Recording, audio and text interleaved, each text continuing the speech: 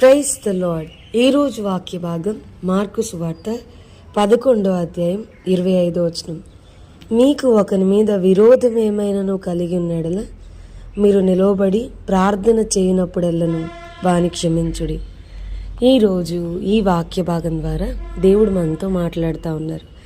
ఈ మార్కు సువార్త 11వ అధ్యాయం కనుక మనం చూస్తే 25వ వచనంలో, ఎవరి మీదన్నా నీకు విరోధం ఏమన్నా ఉంటే గనుక నిలబడి ప్రార్థన చేస్తున్న ప్రతిసారి వాళ్ళని క్షమించు. ప్రార్థన చేస్తున్న ప్రతిసారి అప్పుడు పరలోకమందున్న మీ తండ్రియు మీ పాపములు క్షమించును.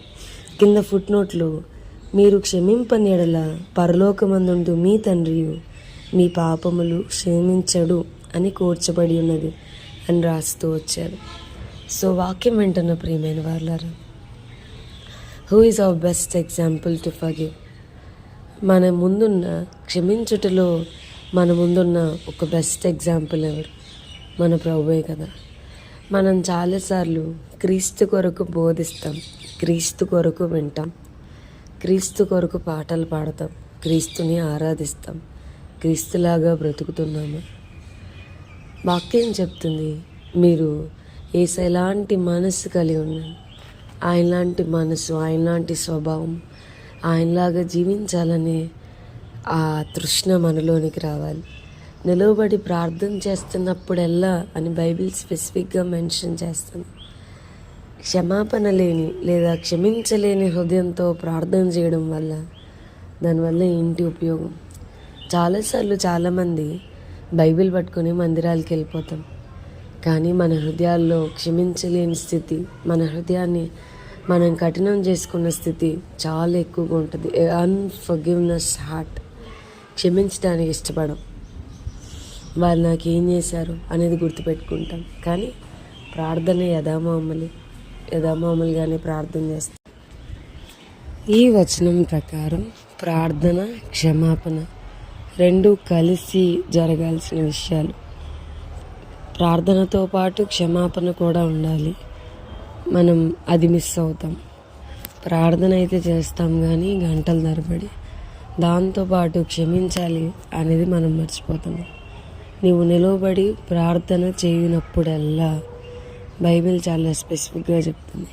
ఎప్పుడప్పుడు ప్రార్థన చేస్తాం, చాలా సందర్భాల్లో ప్రార్థన చేస్తాం, చాలా అంశాల కొరకు ప్రార్థన చేస్తాం, కానీ నువ్వు ప్రార్థన కొరకు నిలవబడినప్పుడల్లా ఎవరి మీదైనా క్షమించలేని స్థితి ఉందా?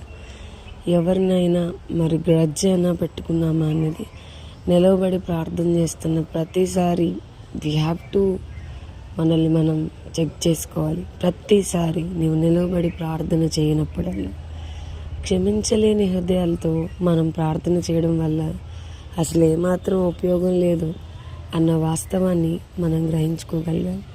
చాలా సందర్భాల్లో మన భావనలు, మన ఎమోషన్స్ మనకి చాలా కరెక్ట్గా అనిపిస్తాయి, చాలా ఖచ్చితంగా అనిపిస్తాయి. వాళ్ళు నన్ను గాయపరిచారు కాబట్టి నేను ఎలా ఉన్నాను, నన్ను అన్నారు కాబట్టి నేను ఇలా ట్రీట్ చేస్తాను. మన భావనలు, మన యొక్క ఎమోషన్స్ అనేవి మనకి మనం తీర్పు తీర్చుకుంటే వీఆర్ కరెక్ట్, మన సైడ్ నుంచి మనం రైట్. కానీ ప్రభు యొక్క వాక్యంతో పోల్చి చూసుకుంటే అది కరెక్ట్ అయితే మనం చూసుకోవాలి. సో నిలవబడి ప్రార్థన చేయనప్పుడల్లా క్షమించాలి. క్షమించే హృదయంతో మనం ప్రార్థనాత్మను ముందుకు తీసుకొని వెళ్ళగలుగుతాం. క్షమించే హృదయంతోనే మనం ప్రభువుకు దగ్గరగా ఉండగలుగుతాం. ప్రార్థనా పరులు దేవుని యొక్క కార్యాలు ముందుకు తీసుకొని వెళ్తారు. దేవుని యొక్క కార్యాలు జరిగేలాగా వారు వాటిని మరి వారి ప్రార్థనతో ముందుకు నడిపిస్తారు. సో మనం ప్రతిసారి నిలబడి ప్రార్థన చేయనప్పుడల్లా క్షమించడానికి మనం నేర్చుకోగలగాలి.